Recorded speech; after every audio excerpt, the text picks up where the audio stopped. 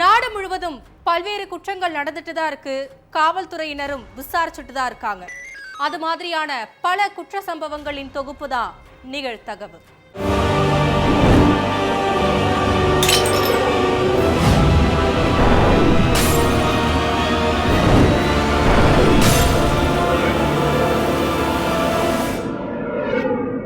நிகழ்தகவு. தனியார் நிதி நிறுவன ஊழியரை காணவில்லை என்று காவல் நிலையத்தில் புகார் அளித்த குடும்பத்தினர். திடீரென குடும்பத்தினருக்கு வந்த மர்ம போன் கால். ரூபாய் 15 லட்சம் கொடுத்தால்தான் நிதி நிறுவன ஊழியரை உயிரோடு விடுவோம் என்று மிரட்டிய மர்ம நபர். செல்போன் நம்பரை ட்ரேஸ் செய்து அடுக்குமாடி குடியிருப்பில் பதுங்கியிருந்த மிரட்டல் விடுத்த நபரை கைது செய்த போலீஸ். கிச்சனுக்குள் இரத்த வெள்ளத்தில் சடலமாக கிடந்த நிதி நிறுவன ஊழியர் கொடூரமான முறையில் கொலை செய்யப்பட்டது ஏன்? பின்னணி என்ன?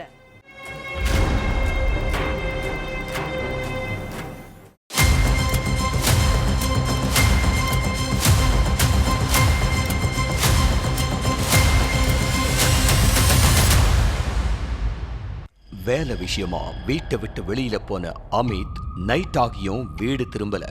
இதனால பதற்றமடைஞ்ச அவரோட பெற்றோர் மற்றும் குடும்பத்தினர் அமித்தை பல இடங்கள்ல தேடி அலைஞ்சிருக்காங்க. அமித்தோட ஃப்ரெண்ட்ஸ் வீடு, சொந்தக்காரங்க வீடுன்னு எல்லா இடங்களையும் தேடி பார்த்திருக்காங்க. ஆனா எங்க தேடியுமே அந்த நபரை காணல. இதனால அதிர்ச்சி அடைஞ்ச அந்த குடும்பத்தினர் நேரா போலீஸ் ஸ்டேஷன்ல புகார் கொடுத்திருக்காங்க. உடனே அந்த புகாரை வாங்கின போலீஸ் அமித்தை தேடி இருக்காங்க. இதுக்கிடையில அமித்தோட குடும்பத்தினருக்கு போன் கால் ஒன்னு வந்திருக்கு.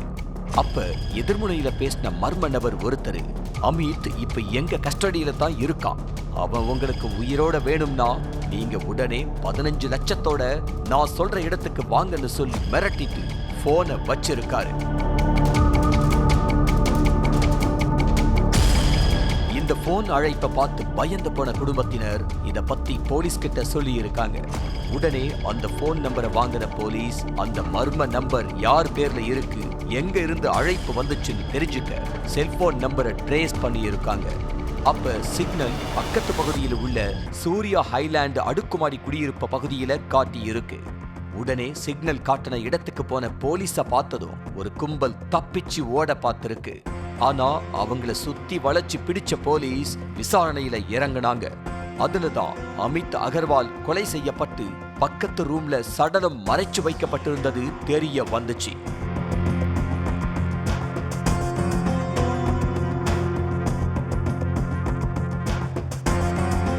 ஜார்க்கண்ட்ல உள்ள தன்பாத்தை சேர்ந்த அமித் குமார் அகர்வால் பிரபல நிதி நிறுவனத்துல கடன் வசூல் முகவரா வேலை பார்த்துட்டு இருந்தாரு. இவரும் விகாஸ்ங்கிற நபரும் நெருங்கிய நண்பர்கள். விகாஸ் புதுசா தொழில் தொடங்குறதுக்காக நண்பர் அமித் கிட்ட இருந்து 1.5 கோடி ரூபாய் கடன் வாங்கியதா சொல்லப்படுது. ஆனா இவரோட பிசினஸ்ல எந்த ஒரு லாபமும் கிடைக்காம இருந்திருக்கு. அதே மாதிரி அமித்தோட பணத்தையும் திருப்பி கொடுக்கல. இதனால நண்பர்களுக்கிடையில பிரச்சனை ஏற்பட ஆரம்பிச்சிருக்கு. கொஞ்ச நாளைக்கு முன்னாடி அமித் விகாஸோட வீட்டுக்கு போயிட்டு பணத்தை கேட்டு இருக்காரு. அப்ப நண்பர், எங்க கிட்ட இப்போதைக்கு பணம் இல்ல, இருக்கும்போது வந்து வாங்கிக்கோங்கன்னு அலட்சியமா சொல்லி இருக்காரு. நீ பணத்தை வாங்கி 3 மாசம் ஆயிருச்சு, ஆனா அதுக்கான வட்டி காசை கூட திருப்பி தரல. என் குடும்பமும் ரொம்ப கஷ்டத்துல இருக்கு, அதனால என் பணத்தை சீக்கிரமா திருப்பி கொடுன்னு சொல்லி தகாத வார்த்தையால திட்டி இருக்காரு. இதனால 2 பேரும் மாறி மாறி தாக்கிக்கிட்டாங்க. இத பார்த்த அங்கிருந்த மக்கள் 2 பேரையும் சமாதானப்படுத்தி அனுப்பி வச்சிருக்காங்க. ஆனா வீட்டுக்குள்ள போன விகாஸ் இவன் உயிரோட இருக்கிற வரைக்கும் பணத்தை கேட்டு டார்ச்சர் பண்ணிக்கிட்டு தான் இருப்பான். அதனால இவன் கதையையே சீக்கிரமா முடிச்சிடணும்னு திட்டம் போட்டிருக்காங்க. சம்பவத்தன்னைக்கு அமித் பணத்தை கேட்டு விகாஸ் வீட்டுக்கு போயிருக்காரு. அப்போ வீட்டுக்குள்ள வச்சு 2 பேருக்கிடையில பிரச்சனை ஏற்பட்டு இருக்கு. அந்த நேரத்துல அமித் அகர்வால அடிச்சே கொலை செஞ்ச விகாஸ் சடலத்தை கிச்சன்ல மறைச்சு வச்சிருக்காரு. அடுத்து இந்த கொலையை மறைக்கிறதுக்கு அமித்தோட உறவினர்களுக்கு போன் பண்ணி அமித் கடத்தப்பட்டதாகவும் 15 லட்சம் ரூபாய் கொடுத்தாதான் உயிரோட விடுவோம்னு பொய் சொல்லி கடத்தல் நாடகம் ஆடி இருக்காரு. விசாரணையோட முடிவுல எல்லா உண்மையையும் தெரிஞ்சுக்கிட்ட போலீஸ் விகாஸ அரெஸ்ட் பண்ணி சிறையில அடைச்சிட்டாங்க. விளையாடச் சென்ற சிறுமி நீண்ட நேரமாகியும் வீடு திரும்பாததால் அதிர்ச்சி. சிறுமியை பல இடங்களில் தேடி அலைந்த போலீஸ். குளத்தின் அருகே நின்று குரைத்து கொண்டிருந்த நாய்களை கண்டு அதிர்ச்சி. குளத்துக்கரையில் சிறுமி இரத்த காயங்களுடன் சடலமாக கிடந்த கொடூரம். 2 சிறுவர்கள் மூலம் கொலையாளியை கண்டுபிடித்த போலீஸ். 6 வயது சிறுமி கொடூரமாக கொலை செய்யப்பட்டது ஏன்? பின்னணி என்ன?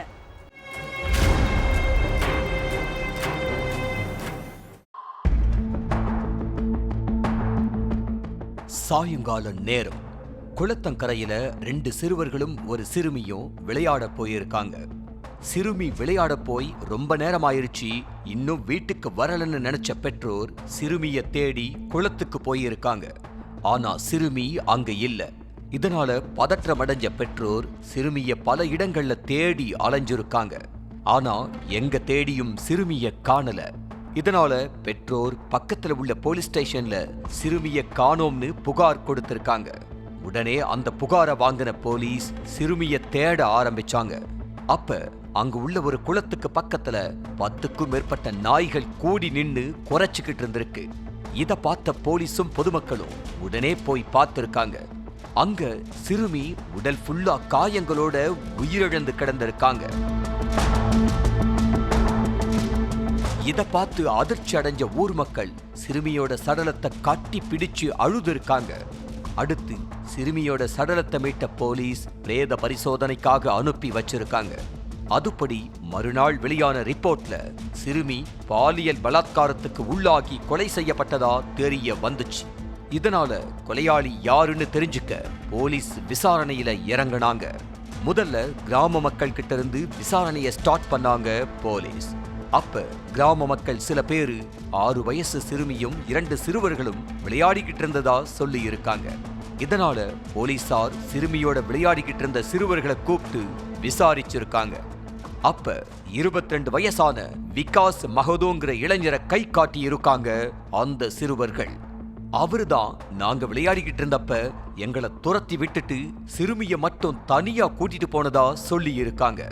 இத கேட்ட போலீஸ் உடனே அந்த இளைஞரோட வீட்டுக்கு போயிட்டு அவரை கஸ்டடியில் எடுத்து விசாரிச்சாங்க. அதுலதான் பல பகீர் தகவல்கள் வெளியாகி இருக்கு. பீகார்ல உள்ள தர்பங்கா பகுதியை சேர்ந்தவர் விகாஸ். வேண்டாத சேர்க்கையால மது போதைக்கு அடிமையான விகாஸ் மது குடிச்சிட்டு அக்கம் பக்கத்துல உள்ளவங்க கூட பிரச்சனை பண்ணிக்கிட்டு இருந்திருக்காரு. இதனால இவர் கூட கிராம மக்கள் யாரும் அந்த அளவுக்கு பேச்சுவார்த்தை வச்சுக்க மாட்டாங்கன்னு சொல்லப்படுது. சம்பவத்தன்னைக்கு 6 வயசு சிறுமியும் 2 சிறுவர்களும் வீட்டுக்கு பக்கத்துல உள்ள குளத்துல விளையாடிக்கிட்டு இருந்தாங்க. அந்த நேரத்துல அங்க போன விகாஸ் 2 சிறுவர்களையும் விரட்டி விட்டிருக்காரு. அடுத்து சிறுமிய மட்டும் தனியா அழைச்சிட்டு போன இளைஞர் சிறுமி கிட்ட தப்பா நடக்க முயற்சி பண்ணி இருக்காரு. அப்ப சிறுமி அங்கிருந்து தப்பிச்சு ஓட பார்த்திருக்கு. ஆனா சிறுமிய சரமாரியா தாக்குன இளைஞர் வலுக்கட்டாயமா பாலியல் பலாத்காரம் பண்ணி இருக்காரு. அடுத்து சிறுமிய உயிரோட விட்டு வச்சா இந்த சம்பவத்தை பத்தி ஊர் மக்கள் கிட்ட சொல்லி நம்மள மாட்டி விட்டுருவான்னு நினைச்ச விகாஸ் கீழே கிடந்த கல்லை எடுத்து சிறுமியோட தலையிலேயே பல முறை அடிச்சு துடிக்க துடிக்க கொன்னு இருக்கான். அடுத்து ஒன்னும் தெரியாத மாதிரி வீட்டுக்கு போயிட்டு இருந்திருக்கான். ஆனா சிறுமி கூட விளையாடிக்கிட்டு இருந்த சக சிறுவர்கள் மூலமா எல்லா உண்மையையும் தெரிஞ்சுக்கிட்ட போலீஸ் கொலையாளி விகாஸ அரெஸ்ட் பண்ணிட்டாங்க.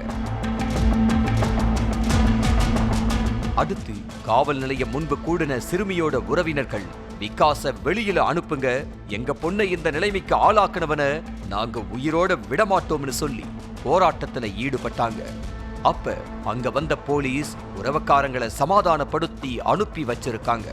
இதனால அந்த பகுதியில பரபரப்பு ஏற்பட்டு இருக்கு.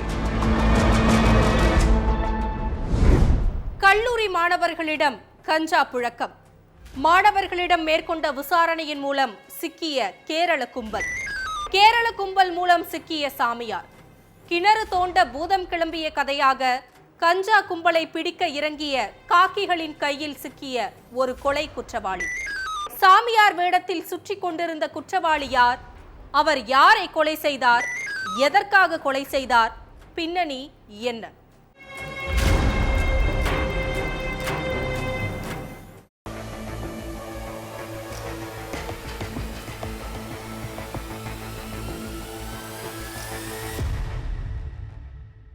காலேஜுக்கு வர்ற மாணவர்களுக்கு கஞ்சா ஈஸியா கிடைக்கிறதாவும் அதை கட்டுப்படுத்தலனா மாணவர்களோட எதிர்காலமே கேள்விக்குறியாகிரும்னு மாவட்ட எஸ்பிக்கு பேராசிரியர்கள் கம்ப்ளைண்ட் பண்ணியிருக்காங்க. அதுக்கப்புறம் கல்லூரிக்கே நேர்ல வந்த காவல்துறையினர் மாணவர்கள் கிட்ட விசாரிச்சிருக்காங்க. அப்போ வேளாங்கண்ணி லாட்ஜ்ல சில பேர் இருக்கிறதாவும் அவங்க தான் கஞ்சா சப்ளை பண்றதாவும் சொல்லி இருக்காங்க மாணவர்கள். அடுத்து அந்த லாட்ஜுக்கு போன போலீசார் அங்க பல நாளா தங்கியிருந்த ஒரு கும்பலை பிடிச்சு தங்களோட பாணியில விசாரிச்சிருக்காங்க.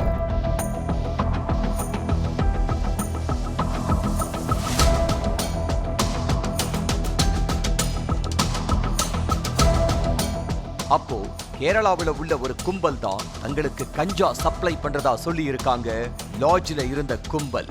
அதுக்கப்புறம் கேரளாவில் உள்ள அந்த கும்பலை பிடிச்சு விசாரிச்சப்ப ஒரு சாமியார் தான் எங்களோட கஞ்சா விற்பனை குருவே, அவர் இல்லாம எங்க பிசினஸே இல்லைன்னு சொல்லி இருக்காங்க.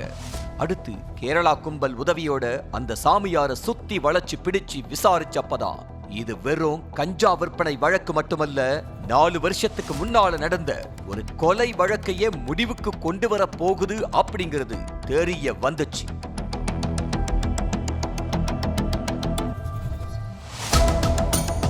நாகை வேளாங்கண்ணி தெற்கு பொய்கை நல்லூர் பகுதியைச் சேர்ந்தவர் அப்பானு என்ற மகேஸ்வரன்.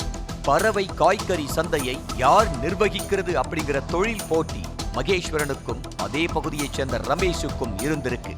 2 தரப்பை சேர்ந்தவங்களும் மாறி மாறி சண்டை போடுறது பிரச்சனை பண்றதுன்னு இருந்ததுனால பிரச்சனை தீரவே இல்லை. அதனால ஆத்திரமடைஞ்ச ரமேஷ் டீம் மகேஸ்வரன் கதையை முடிக்க திட்டம் போட்டிருக்காங்க. ஆனா அந்த வலையில மகேஸ்வரன் சிக்காததுனால அவரோட தம்பி மனோகரனை 2022ஆம் ஆண்டு அரிவாளால வெட்டி கொலை செஞ்சிருக்காங்க. பைனான்சியர் மனோகர் தன்னோட அலுவலகத்துல நண்பர் மணிவேல் கூட உட்கார்ந்து பணம் எண்ணிக்கிட்டு இருக்கப்ப உள்ள புகுந்த ஒரு கும்பல் கொடூரமா வெட்டி கொன்னு இருக்காங்க. அதை தடுக்க முயற்சி செஞ்ச மணிவேலுக்கும் அரிவாள் வெட்டு விழுந்திருக்கு. இது சம்பந்தமா வழக்கு பதிவு செஞ்ச போலீசார் பைனான்சியர் மனோகரோட அலுவலகத்தில் இருந்த சிசிடிவி கேமரா பதிவுகளை ஆய்வு பண்ணி அதை வச்சு குற்றவாளிகள் எல்லாரையும் கூண்டோட கைது பண்ணிட்டாங்க. ஆனா கிரேட்டன் என்ற ரோசரி கிரேட்டனுங்கிற ஒரு குற்றவாளியை மட்டும் பிடிக்க முடியல. 4 வருஷம் எவ்வளவோ தேடி பார்த்தோம், காக்கிகள் கண்ணுல சிக்கவே இல்லை. இதுக்கு மத்தியில தான் கல்லூரி மாணவர்கள் கிட்ட கஞ்சா பழக்கம் அதிகமாக இருக்கிறதா கம்ப்ளைண்ட் வந்து விசாரணையில இறங்கி இருக்காங்க போலீசார். அப்போ மாணவர்கள் லாட்ஜ்ல உள்ள கும்பல் கேரளா கும்பல்னு அடுத்தடுத்து விசாரிச்சப்ப கடைசியா ஒரு சாமியார் சிக்கி இருக்காரு.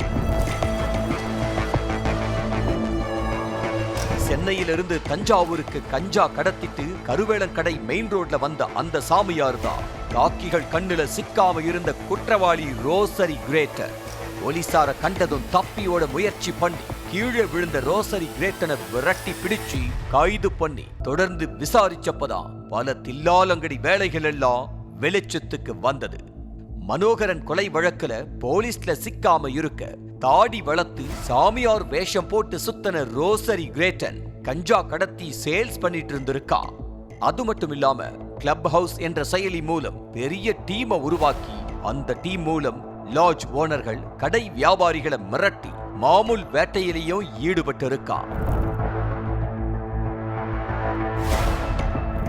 நடந்த அத்தனை விஷயத்தையும் ரோசரி கிரேட்டனே போலீசார் கிட்ட வாக்கு மூலமா சொல்லி இருக்கான். இது ஒரு பக்கம் இருக்க, ரோசரி கிரேட்டனோட கஞ்சா கடத்தல ஈடுபட்ட கும்பலையும் போலீசார் வலை வீசி தேடிக்கிட்டு இருக்காங்க.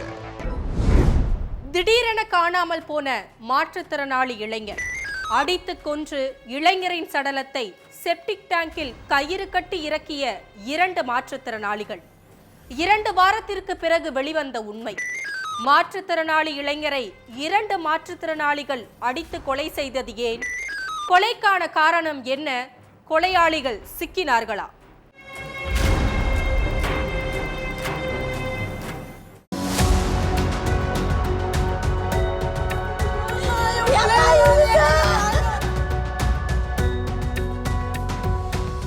ஒரு நாள் கூட லீவு போடாம வேலைக்கு வந்துட்டு இருந்த இளைஞர் திடீர்னு ஒரு வாரத்துக்கு மேல ஆளையே காணோம்.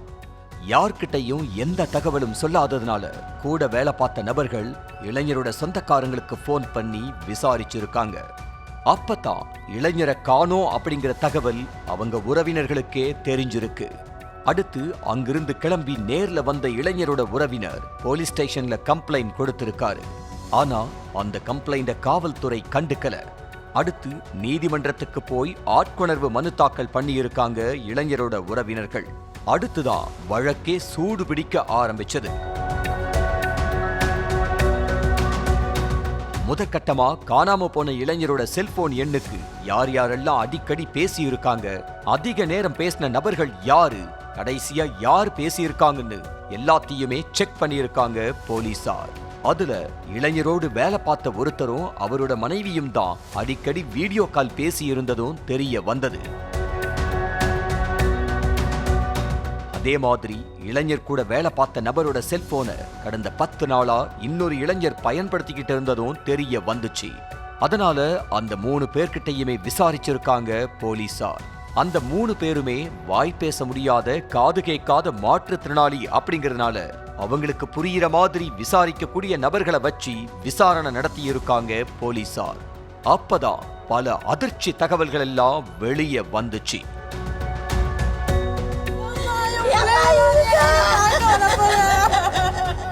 தென்காசியைச் சேர்ந்த 26 வயசான இளைஞர் மகேந்திரன் சென்னை பாடியில உள்ள ஒரு பிரபல துணிக்கடையில பேக்கிங் பிரிவுல கடந்த 8 வருஷமா வேலை பார்த்துட்டு இருந்திருக்காரு. 18 வயசுலயே வேலைக்கு சேர்ந்த மகேந்திரன் காது கேட்காத வாய் பேச முடியாத மாற்றுத்திறனாளி. கல்யாணம் ஆகாத மகேந்திரன் கூட திருவள்ளூர் புட்லூர் கட்டபொம்மன் தெருவைச் சேர்ந்த லாரன்ஸும் வேலை பார்க்கிறாரு.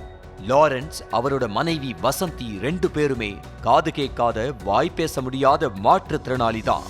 மகேந்திரனும் லாரன்ஸும் நட்பா பழகி இருக்காங்க. அதனால லாரன்ஸ் வீட்டுக்கு அடிக்கடி போய் வந்திருக்காரு மகேந்திரன். அப்படி போனதுதான் கடைசியில அவரோட உயிருக்கே ஆபத்தா முடிஞ்சிருக்கு. மகேந்திரனுக்கும் லாரன்ஸோட மனைவிக்கும் தகாத உறவு ஏற்பட்டு இருக்கு. அத ஒரு நாள் நேர்ல பார்த்த லாரன்ஸ், எனக்கே துரோகம் பண்றியா, இனி எங்க வீட்டுக்கே வராதுன்னு நண்பர்கிட்ட சொன்னதோட நமக்கு 2 பிள்ளைங்க இருக்காங்க, அவங்களோட எதிர்காலமே வீணாகிரும்னு தன்னோட மனைவியையும் கண்டிச்சிருக்காரு. அந்த கண்டிப்பையெல்லாம் கண்டுக்காத 2 பேரும் தகாத உறவுக்கு முற்றுப்புள்ளி வைக்கவே இல்லை. லாரன்ஸ் இல்லாத நேரத்துல வீட்டுக்கு போய் அவரோட மனைவி கூட தனிமையில இருந்திருக்காரு மகேந்திரன். அத பார்த்தும் பார்க்காத மாதிரி வெளியே வந்த லாரன்ஸ் மறுநாள் மகேந்திரனை மது குடிக்க அழைச்சிட்டு போயிருக்காரு. நமக்குள்ள இருக்கிற பிரச்சனைய பேசி முடிச்சுக்கலாம்னு சொன்ன லாரன்ஸ் கூடவே வாய் பேச முடியாத மாற்றுத்திறனாளி நண்பன் வேதநாயகத்தையும் அழைச்சிட்டு போயிருக்காரு. மகேந்திரனுக்கு மூக்க முட்ட மதுவை ஊத்தி கொடுத்து குடிக்க வச்ச லாரன்ஸும் வேதநாயகமும் அடிச்சே கொலை செஞ்சிருக்காங்க. அடுத்து தன்னோட செல்போனை வைத்தியநாதன் கிட்ட கொடுத்த லாரன்ஸ் மகேந்திரனோட சடலத்தை கயிறு கட்டி செப்டிக் டேங்க்ல போட்டு அடைச்சிட்டாரு.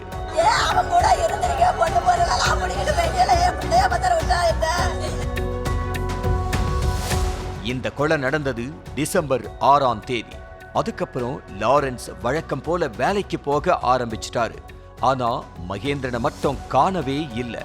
கூட வேலை பார்க்கறவங்க மகேந்திரனை பத்தி விசாரிச்சப்ப சொந்த ஊருக்கு போயிருக்கிறதா சைகை காட்டியிருக்காரு லாரன்ஸ். ஊருக்கு போனா சொல்லாம போக மாட்டாரேன்னு நினைச்ச மற்ற ஊழியர்கள் சொந்தக்காரங்களுக்கு போன் பண்ணி விசாரிச்சிருக்காங்க. அதுக்கப்புறம் தான் போலீசார் விசாரணையில ஒட்டுமொத்த உண்மையும் வெளிச்சத்துக்கு வந்திருக்கு.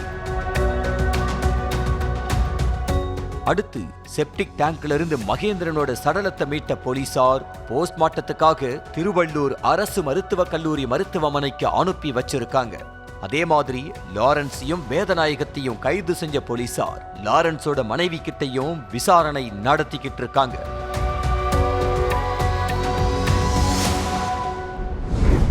முட்புதருக்குள் சடலமாக கிடந்த 75 வயது மூதாட்டி தலையில் கொடூரமாக தாக்கப்பட்டும் கால்கள் வெட்டப்பட்ட நிலையிலும் மூதாட்டி இரத்த வெள்ளத்தில் கிடந்த கொடூரம்.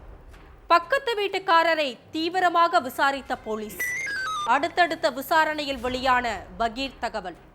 மூதாட்டி கொலை செய்யப்பட்டது ஏன்? கொலை செய்யும் அளவுக்கு பக்கத்து வீட்டுக்காரருக்கு அப்படி என்ன கோபம்?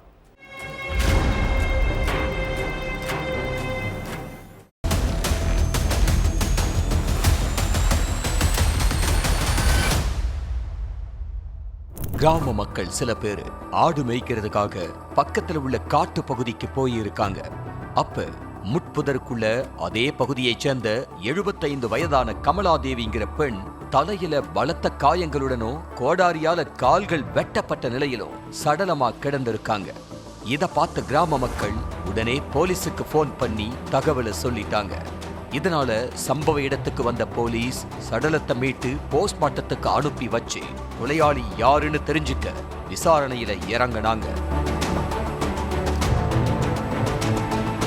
அப்ப சடலம் கிடந்த இடத்திலிருந்து கொஞ்ச தூரத்துல பைக் ஒண்ணு இருந்திருக்கு. அதை பார்த்த போலீஸ் இந்த பைக் யாருதுன்னு கிராம மக்கள் கிட்ட விசாரிச்சப்ப இது கமலாதேவியோட பக்கத்து வீட்டுக்காரர் பைக்குன்னு சொல்லி இருக்காங்க. அதே மாதிரி கமலாதேவிய பக்கத்து வீட்டுக்காரரான ராம்லால் பைக்ல கூட்டிட்டு போனதையும் சில பேர் பார்த்ததா சொல்லி இருக்காங்க. இதனால அவர் மேல சந்தேகம் அடைஞ்ச போலீஸ் அவர்கிட்ட விசாரணை பண்ணி இருக்காங்க. கமலாதேவிய நான் பைக்ல கூட்டிட்டு போகலன்னு சொன்ன நபர் அடுத்த கொஞ்ச நேரத்திலேயே நான் தான் கூட்டிட்டு போய் காட்டு பகுதியில இறக்கி விட்டேன்னு மாறி மாறி சொல்லி இருக்காரு.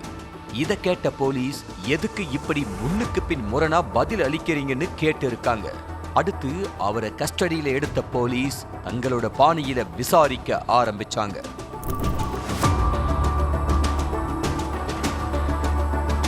ராஜஸ்தான்ல உள்ள சவாய் மாதேப்பூர் பகுதியைச் சேர்ந்த ராம்லாலும் கமலாதேவியும் பக்கத்து வீட்டுல வசிச்சுக்கிட்டு இருக்காங்க.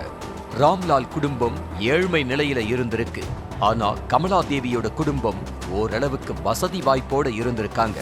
ராம்லால் குடும்ப தேவைக்காக பல இடங்கள்ல கடன் வாங்கி இருக்காரு. ஆனா கூலி வேலை செஞ்சுக்கிட்டு இருக்கிறதுனால இவரால அந்த கடனை திருப்பி கொடுக்க முடியல. இதனால கடன்காரங்க எல்லாரும் ராம்லாலோட வீட்டுக்கு வந்து அடிக்கடி சண்டை போட ஆரம்பிச்சிருக்காங்க. கொடுத்த காசை திருப்பி தர துப்பில்ல, நீ எல்லாம் எதுக்கு உயிரோட இருக்க? இன்னும் ஒரு வாரத்துக்குள்ள நீ எங்க காசை திருப்பி கொடுக்கலனா உன் மேல போலீஸ் ஸ்டேஷன்ல புகார் அளிச்சிருவேன்னு மிரட்டி இருக்காங்க.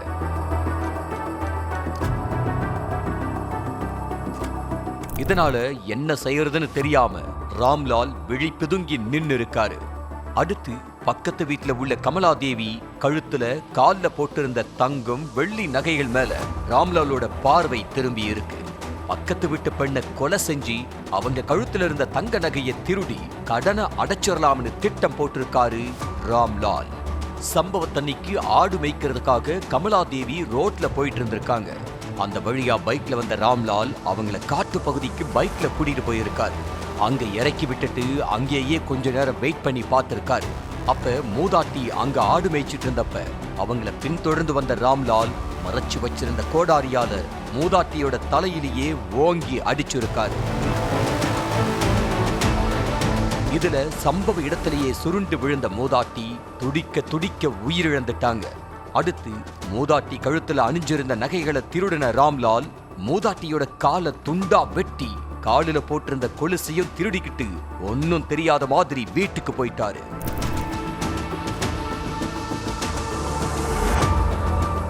ஆனா கிராம மக்கள் சொன்ன தகவலை வச்சு எல்லா உண்மையையும் கண்டுபிடிச்ச போலீஸ் ராம்லால அரெஸ்ட் பண்ணி சிறையில அடைச்சிட்டாங்க. கழுத்தில் கத்தியால் குத்தப்பட்டு உயிரிழந்து கிடந்த இளைஞர். உயிரிழந்த இளைஞர் கொலை வழக்கில் தொடர்புடையவர் என்பதால் பழிக்கு பழியாக சம்பவம் அரங்கேறி இருக்கலாம் என்ற கோணத்தில் காவல்துறையினர் விசாரணை. வழக்கில் திடீர் திருப்பமாக மண்டை ஓடு பாண்டி என்ற அகோரி அரெஸ்ட். கொலை செய்யப்பட்ட இளைஞருக்கும் அகோரிக்கும் என்ன சம்பந்தம்? இளைஞரை அகோரி கொலை செய்ததற்கான காரணம் என்ன?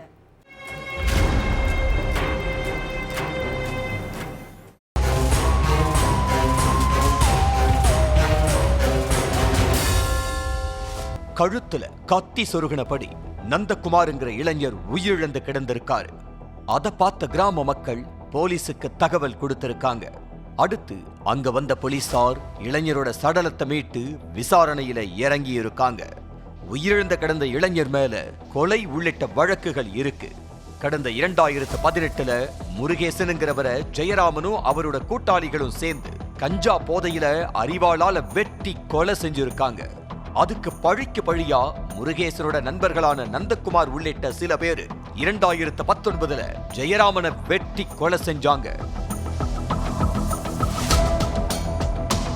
இந்த வழக்குல ஜெயிலுக்கு போன நந்தகுமார் கொஞ்ச நாளைக்கு முன்னாலதான் விடுதலையாகி இருக்காரு.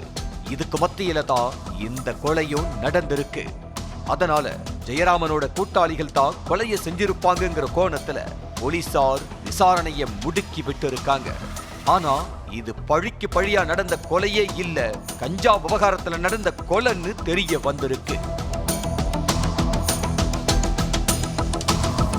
சிவகங்கை காரைக்குடி பக்கத்தில் உள்ள பேயன்பட்டியைச் சேர்ந்தவர் தான் 26 வயசான இளைஞர் நந்தகுமார். கூலி வேலை செஞ்சுக்கிட்டு இருந்த இளைஞர் கொலையையும் கூலிக்காக பண்ண ஆரம்பிச்சிருக்காரு. ஒரு கட்டத்துல கஞ்சா போதைக்கு அடிமையான இளைஞர் தானாவே பலர்கிட்ட வம்பிழுத்திருக்காரு. அப்படித்தான் அதே பகுதியில் உள்ள 65 வயசான மண்டை ஓடு என்ற பாண்டி கிட்ட போய் வம்பிழுப்பாரு.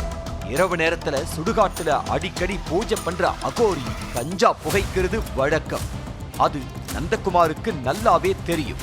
அதனால நைட்டு நேரத்துல சுடுகாட்டுக்கு அகோரி மண்டையோடு பாண்டியை தேடி போயிருக்காரு. பூஜை பண்ணிட்டு இருந்த அகோரி கிட்ட தனக்கு கஞ்சா வேணும்னு கேட்டிருக்காரு இளைஞர்.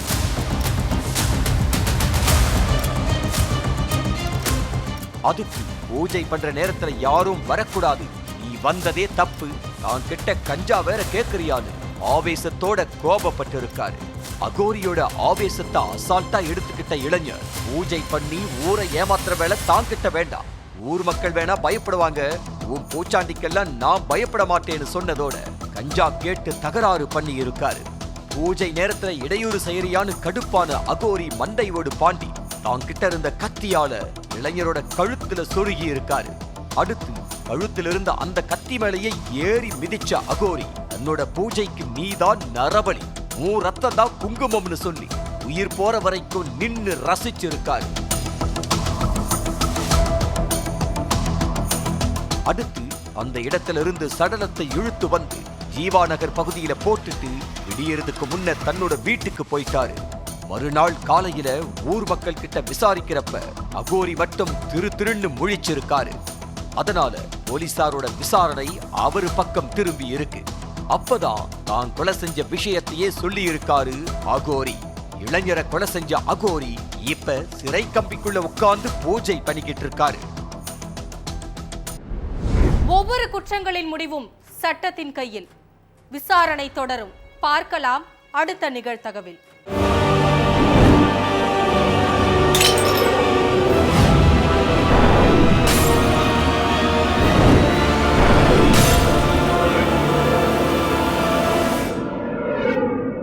நிகழ்தகவு.